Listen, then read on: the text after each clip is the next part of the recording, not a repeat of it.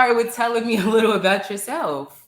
Well, I am also an HBCU grad. So Love I went it. to Virginia State University, and I'm a big time Trojan. I bleed orange and blue.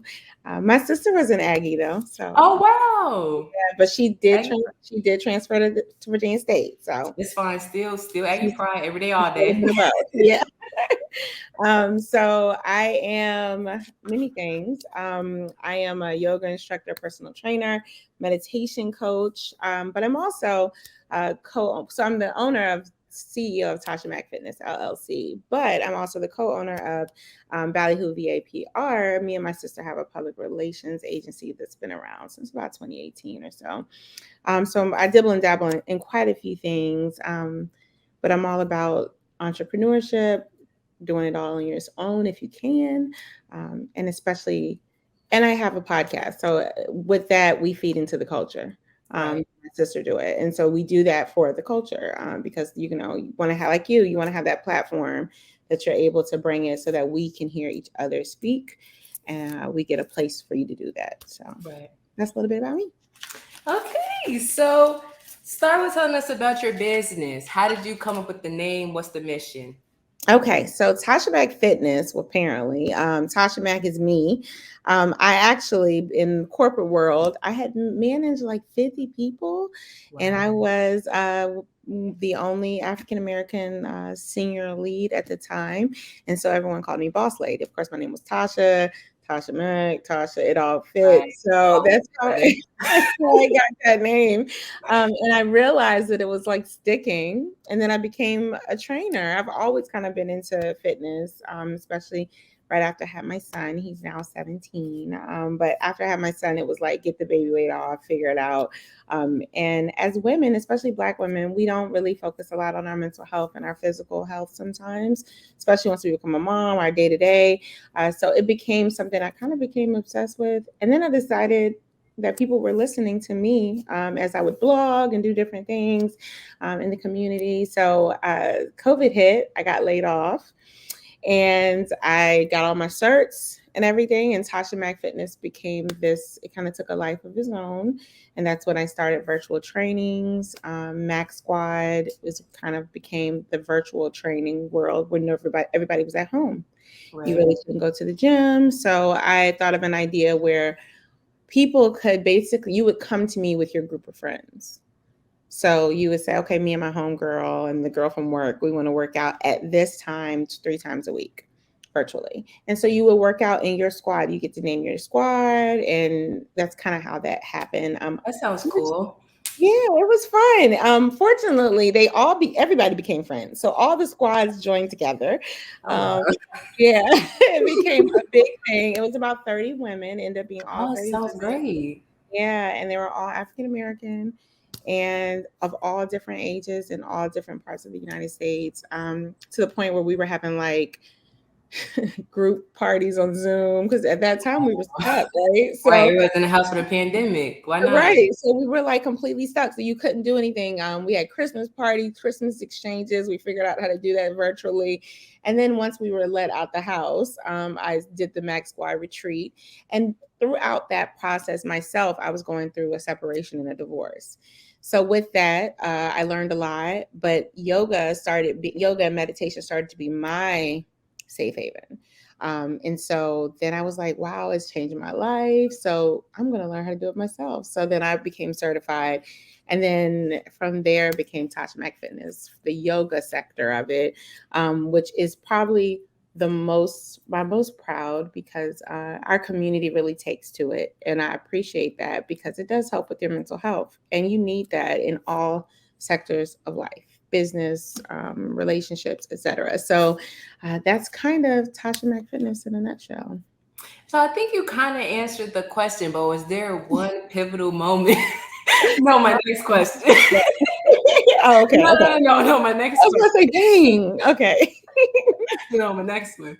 So, was there one pivotal moment that jump started? Like, okay, this is I want to do this now. Yeah, I think it was. To be honest, I always had my foot in this in the industry. But for fitness, the layoff did it. I'm not gonna lie. COVID hit. my company I have been working for 8 years, they like said, hey, it's a wrap. And I was like, this is a sign. They gave me a severance. So I'm like, this is a sign. I can focus on just what I want to do. And it did give me a time to do that. And I will say that was probably the most pivotal moment. But the next, I know it's kind of twofold. The most pivotal moment probably was like the Mac Squad retreat the first one I had. There's been two since, but the first one I rented a beach house in North Carolina, and I hosted it. I cooked for the all 11 women. We worked out, we meditated, we journaled. It was pretty nice. But to hear how it affected them, that's when I realized that I was walking in my purpose. Right. I was like, this is it. Like, no matter what I do, no matter what I do, this is apparently my calling. This is my ministry. I thought I was bringing people together to stay healthy, with which I was, but it was hitting them differently than what I expected. And that's when I realized that that's what I was supposed to be doing. So you talked about the yoga and this Mhm. mindset that you cook for the people. So what are love to eat. So what are some product or services that you offer?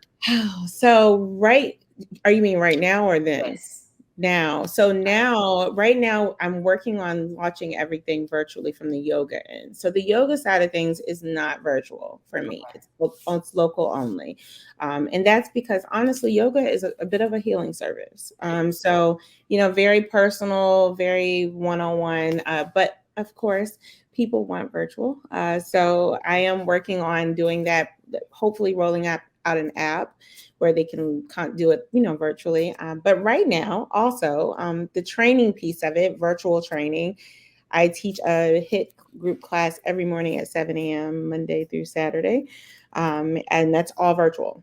And it's been like that for 2 years. And there's a group of women, so people come in, come out. Some people show up, some people don't. So that's always our option. And I also train face to face, not face to face, one-on-one virtually. So I can be your trainer. And I know that doesn't sound right. Like, people are like, how do people do it virtually?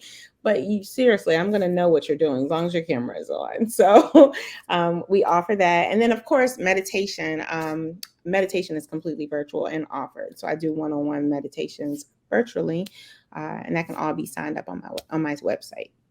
So what would you say is your most popular service that the people love?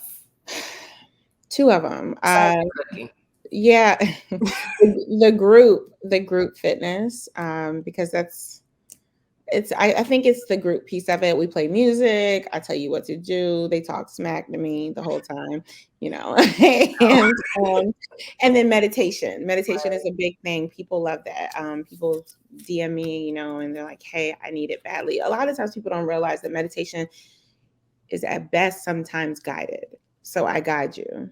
So it's not just you sitting there in silence figuring it out yourself. It's me helping you get there. So what would you say maybe is some common, since you are in this field, some common misconceptions about fitness in general? Girl. Okay. So the first thing The first thing. the first thing is that it's like these quick fixes. Right. Not gonna happen overnight. Yes. And that they're gonna work. So there's these like quick fix diets, like, Mhm. drink some broth for Not 10 realistic. days. So listen, you're gonna lose weight. Here's the Mhm. thing. You're gonna lose weight, but you're gonna be mad in about 2 more weeks Let me because come all back. that weight is coming back. And literally I have clients who do it, and of course they're still working on their training. They're like, yeah, look, I'm losing the weight. And I'm like, girl, I'm gonna need you to eat.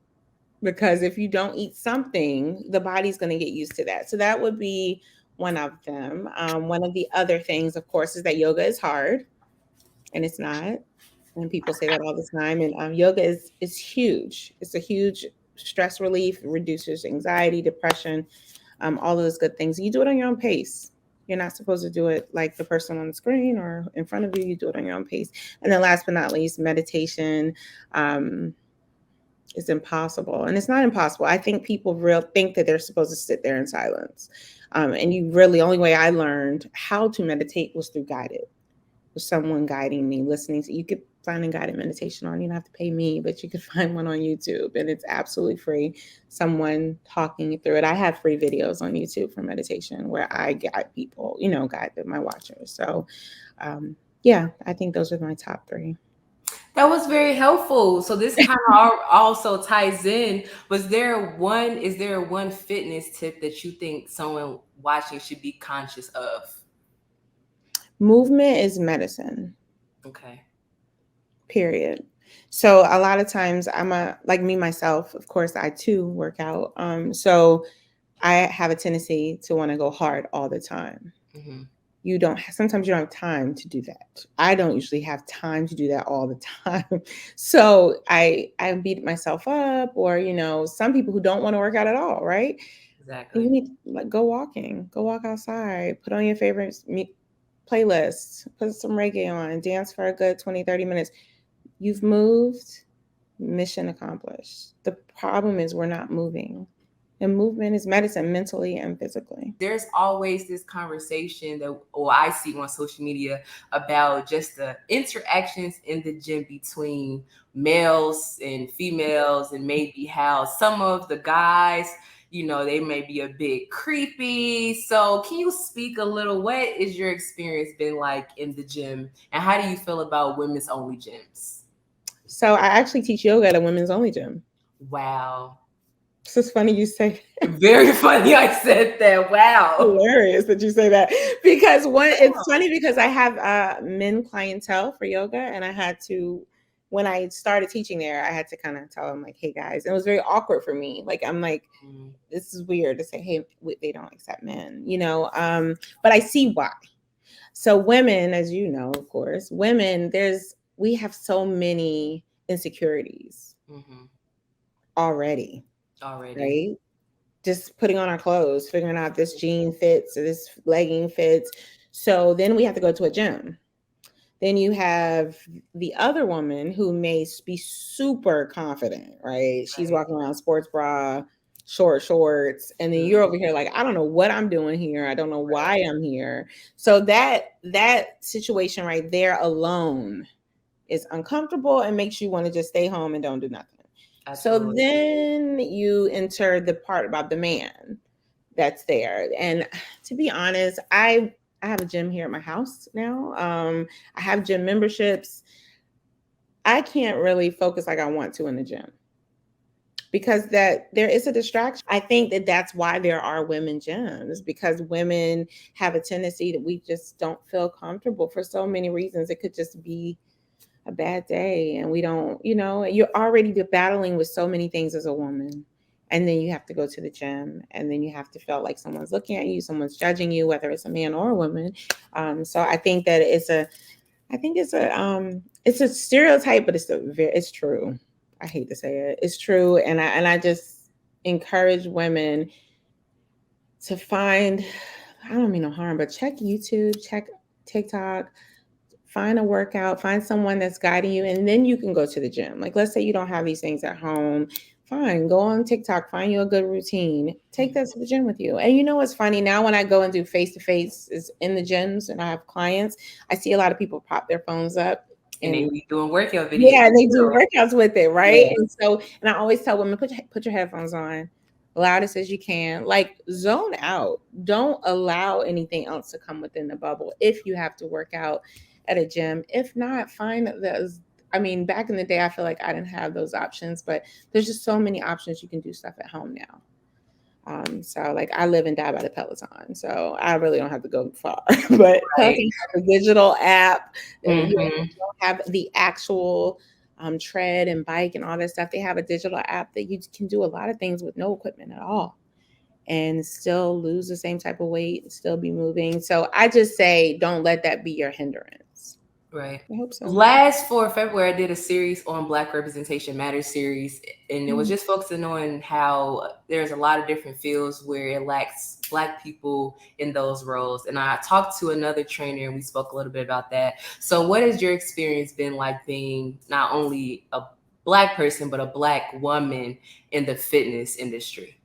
Well, it's kind of a good thing. So I didn't realize it, but I at one point had, I guess, like did some advertising or something like that, and I was getting a lot of hits, and I Mhm. was wondering why, right? And I was like, wow, I mean, I know I'm nice, but I'm not that, kind of imposter syndrome. I'm like, what's going on? So I started asking, and most of my clients, which were women, they advised me that they picked me because I was a Black woman, and there weren't many of me, right? So as a trainer, a Black women trainer, and I have curves, so I'm not very small. I'm small, but I'm not. You get what I'm saying? I have curves, Right. so they can relate.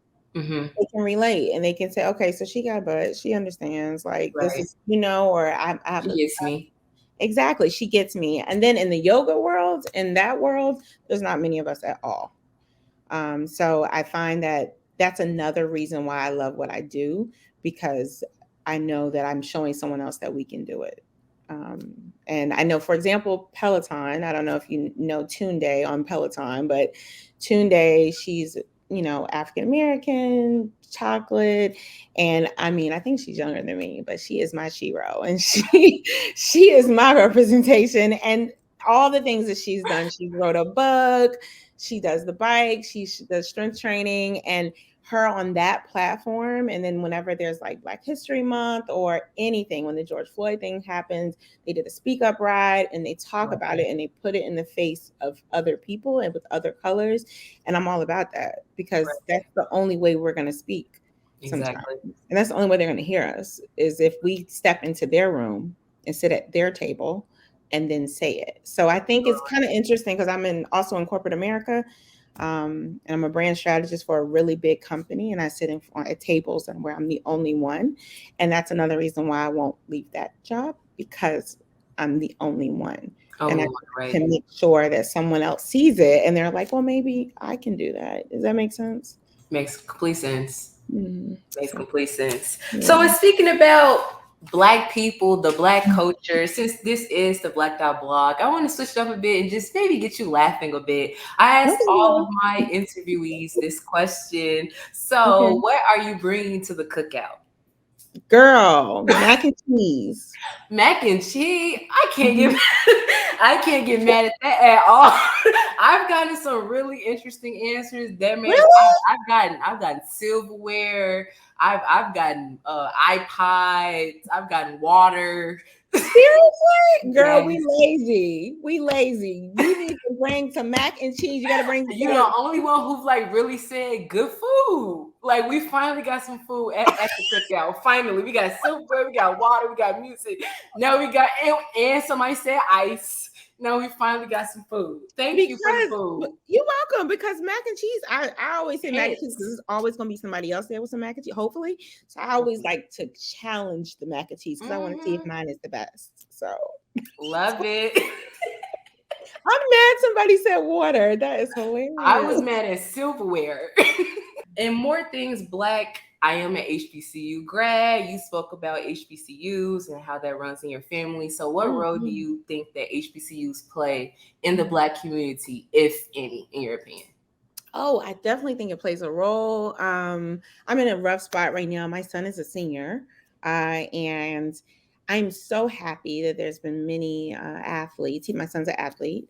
He's a basketball player, and we are, you know, the the idea of what school to go to has been approached, and we're trying to figure that out. But of course, Right. I want him to go to a HBCU. Of course. Now, is that the appropriate route for Division One basketball, Division Two basketball? A lot of people have made some representation decisions to kind of stand up for that, and things are getting better. So I say all that to say is I think it plays a big role. I think that we need to be. This doesn't sound the greatest, but I think that sometimes we need to be around us to understand the culture, especially in Mhm. today's time, Especially. um, because there's so much going on in the world. And unfortunately, the generation where my son is at, where they're 17, they don't understand it as deep as we do. Mhm. So sometimes you need to be implanted in it with other people just like you from all different types of walks of life, so that you can understand that you can't walk in that grocery store with your hood on. Right. I'm your mom, I told you that, but you might need to go to school with others so that you can understand that. And I'm not sure if going to a PWI would help that. Does that make sense? So I That makes feel complete like sense. I just feel Complete like sense. in ultimately we need it. Ultimately we need it. We need HBCUs. And my mother graduated from Virginia State. My grandfather graduated from Virginia State. Like, and I was raised in a predominantly white neighborhood. But I'm gonna be honest, I would never do anything different. It totally. I tell people all the time. They're like, "Why do you love your school so much?" It made me who I am.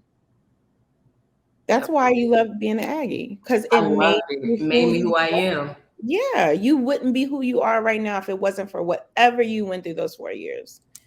So we are most definitely necessary. we have Most definitely.